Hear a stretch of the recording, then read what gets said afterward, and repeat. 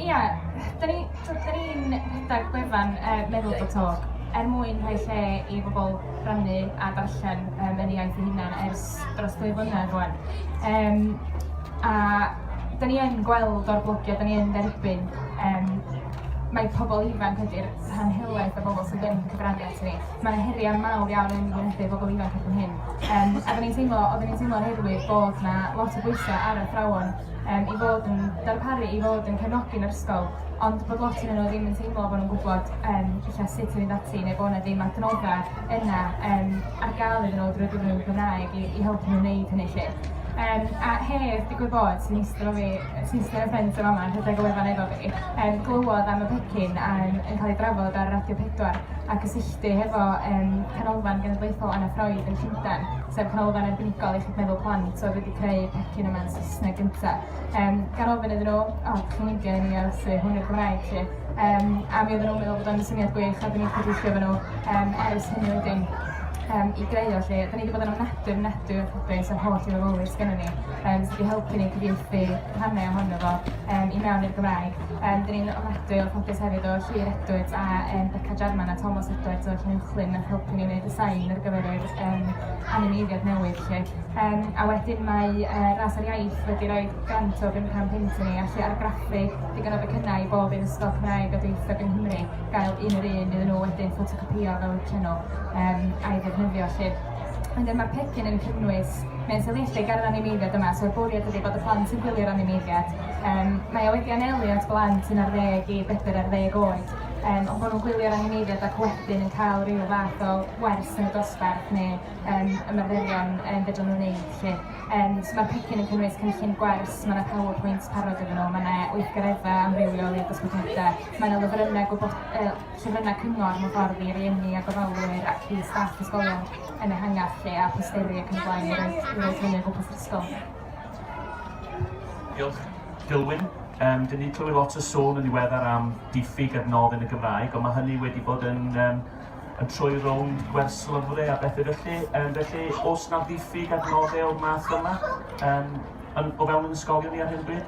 Wel, dwi'n meddwl bod yr amseru yn arbennig o dda. Da ni'n adeg lle da ni'n edrych ar gwricwlwm newydd ac yn edrych ar y cyfleoedd sy'n dod efo'r gwricwlwm newydd I ddefnyddio'r adnoddau gorau. Fel da ni wedi gweld rwan, mae o'n eithriadol o broffesiynol ac yn mynd I ysgogi trafodaeth. Mae yna rhywbeth I groesawu yn fawr iawn. Dwi fel swyddog undeb yn ymwneud â lles a thegwch I athrawon a dwi'n meddwl bod o'n... ar hyn o bryd mae hi'n adeg cyffroes yn gyffredinol dwi'n meddwl o ran Iechyd Meddwl a lles mewn ysgolion. Mae gwaith mae Estyn yn gwneud ar hynna'n arfarnu yn edrych ar bod lles yn rhan creiddiol yr ystyriaeth. Mae Llywodraeth Cymru yn gwneud gwaith lle mae yna ymagwedd ysgol gyfan tuag at les yn eithriadol o bwysig. A mae yna sawl prosiect yn digwydd lle mae athrawon yn dod at ei gilydd I edrych ar gynllunio ar gyfan y darlun llawn yma. Wrth feddwl am Anna Freud, o'n i'n mewn cynadledd gyda Anna Freud yn gynharach yn y flwyddyn ac o'n enghreifftiau gwych o ysgolion sydd yn mynd i'r afael go iawn. A dwi'n meddwl y darn oedd yn taro fi fwyaf yn y ffilm oedd lle mae pawb yn rhan o'r pictiwr ac oedd yr ysgol yma, Tapton yn Swydd Efrog, mi oedd o'n flaenllaw ar y wefan polisi ysgol gyfan ac oedd ysgol gyfan yn golygu y disgyblion, yr athrawon, holl staff yr ysgol, yr rhieni a'r gymuned ac fe chi'n union fel oedd y llun yna'n ddal y fanna.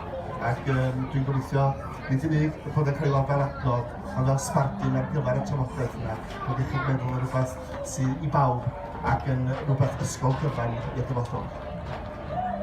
Diolch Dilwyn. Ffion, wyt ti'n aelod o Senedd Ieuenctid Cymru, mae Iechyd Meddwl yn un o'ch prif blaenoriaethau chi eleni. Pa fath o sefyllfaoedd felly mae'n plant yn pobl ifanc ni yn gwynebu yn yr oes a fi? Dwi'n credu aroliadau'n sicr yw'r prif rai. Erbyn I ni gyrraedd tua 15 oed, mae pwysau aroliadau yn rili crybau mewn. Felly dwi'n credu bod cael pecyn adnoddau sy'n cael eu targediad blant iau cyn I nhw dod i'r adeg yma ble mae lot o bwysau yn hynod arwyddocaol i iechyd meddwl a'n ffordd yn blaen gyda iechyd meddwl, ond hefyd gyda phlantiau mae hunanddelwedd a'r cyfryngau yn sicr yn rhywbeth sy'n cael effaith enfawr arnyn nhw. A'r ffordd y mae bron o fod o iechyd meddwl yn cael ei ramanteiddio yn y cyfryngau o bryd i gilydd, ond y pethau mae pobl eraill yn gweld, cymharu ffrindiau, pobl yn cymharu ei gilydd a cymharu bywydau. A dwi'n credu yn sicr mae hwnna rhywbeth fel mae'n dangos ar ddechrau'r ffilm bod ni'n rhoi'n trad gorau ymlaen ar cyfryngau cymdeithasol ac ati. Diolch. Ac eithon ti'n Llywydd yr Urdd, eleni, llongyfarchiadau. Dwi'n gobeithio bod ti'n cofio y lift nes i roi ti yn Ynys Môn rhyw flwyddyn yn ôl, ond dyna fo, i maes ba. Na, ti di, o wel, oce. Dwi'n mynd syni ddeud y gwir, ond dyna fo. O dy brofiad di, faint o wybodaeth sydd ar gael o fewn ysgolion ni ar hyn o bryd, a pa wahaniaeth wyt ti'n gweld pecynnydd fel yma yn i'w wneud wrth ni symud ymlaen? Mae bennau gweithhad wedi bod o ran beth sydd ar gael. Yn meddwl am y pecyn fel hyn, mae gwasanaethau fel meic yn rhywbeth mae'r Urdd yn gweithio'n agos iawn gyda. Felly mae cynnydd wedi bod o ran beth sydd ar gael i bobl ifanc. Ond hefyd o ran o be fi wedi gweld athrawon, ond hefyd swyddogion yr Urdd allai siarad o ran nhw, maen nhw wedi cael peth hyfforddiad o ran iechyd meddwl. Achos fel wedodd y fideo fyna, un peth nath taro fi oedd e'n gweud dim eisiau bod gyda chi'r atebion, ond fi meddwl wrth siarad gyda'r swyddogion Ieuenctid ac athrawon wrth gwrs fi'n meddwl weithiau fyddwch chi'n ystod mewn sefyllfa a dwi'n meddwl bod nhw eisiau fi gael yr atbydd i'r person ifanc yma.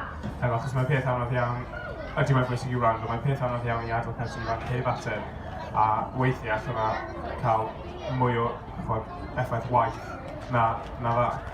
Felly mae cynnydd wedi bod, ond yn sicr bydde pecynnydd fel hyn os oedd mwy o sefydliadau ar Urdd a dweud y gwir yn gwneud mwy i bwysio'r agenda yma, i ddangos bod gan bawb iechyd meddwl, yn sicr bydde sefyllfa pobl ifanc lot yn well.